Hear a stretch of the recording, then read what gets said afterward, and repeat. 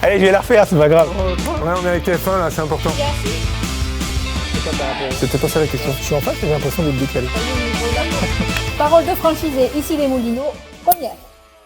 Bonjour, enchanté, Guillaume. Donc j'ai 46 ans, j'habite en proche banlieue parisienne, j'ai 2 grands-enfants. Bonjour, je m'appelle Morgane, j'ai 46 ans, j'ai un fils de 17 ans, Tom. Je suis passionné par l'histoire, la musique et le sport. La première raison, c'est qu'on a baigné dedans quand on était petit. Mes parents ont eu pendant 15 ans des bars, hôtels, restaurants dans lesquels j'ai travaillé assidûment et Morgane, lui, a travaillé dans le restaurant de ses grands-parents pendant une dizaine d'années. Alors avec Guillaume, officiellement, j'ai envie de vous dire qu'on s'est rencontrés à la fac. En réalité, on s'est rencontrés dans le bus qui nous menait à la fac. Nous n'étions pas du métier, ça faisait plus de 20 ans tous les deux que nous avions des expériences ailleurs et il nous a semblé plus raisonnable et plus rapide de passer par la franchise. On a été séduits par le concept de produits frais, de faits maison, de convivialité et de lieux sympathiques où on se sent comme chez soi.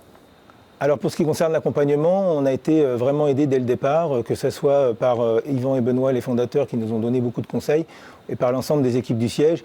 Et puis surtout, on a eu la chance de bénéficier d'une formation longue de 10 semaines, au cours de laquelle on a pu passer par l'ensemble des postes de la cuisine et de la salle. Et ça nous permet maintenant d'avoir une vision globale de la situation et de pouvoir avoir aussi de la crédibilité dans nos échanges avec notre personnel. Surtout, il ne faut pas hésiter. Et puis ce qui est sympa à la Côte-et-Larrette, c'est que ce n'est pas une franchise comme les autres, c'est une franchise à taille humaine et on peut discuter avec les fondateurs, ils sont très ouverts. À toutes les difficultés, on a déjà à peu près tout rencontré, je pense, les difficultés de la formation, les difficultés du recrutement, les difficultés des travaux.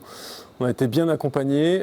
Alors le restaurant ouvre le 25 mai. Pour l'instant, il n'y a pas de retard, tout se passe bien, les travaux sont dans les délais. Stabiliser notre effectif et puis aussi travailler avec notre écosystème, aller voir toutes les entreprises qui sont autour de nous, développer plein d'idées, des after-work, des petits déjeuners, des plateaux repas, et puis mettre toutes ces idées ensemble pour, pourquoi pas, dans quelques temps, ouvrir un second établissement. Alors traditionnellement, je suis plutôt côte, mais j'ai tendance à considérer que ce qui fait les qualités d'un chef dans un restaurant, c'est sa façon de cuisiner les poissons. Donc je dirais que je suis à la fois côte et arête. Plutôt les deux. L'idée, c'est que le surf and turf, c'est vraiment une très bonne idée. Donc mixer les deux sur la même planche, c'est une formidable idée.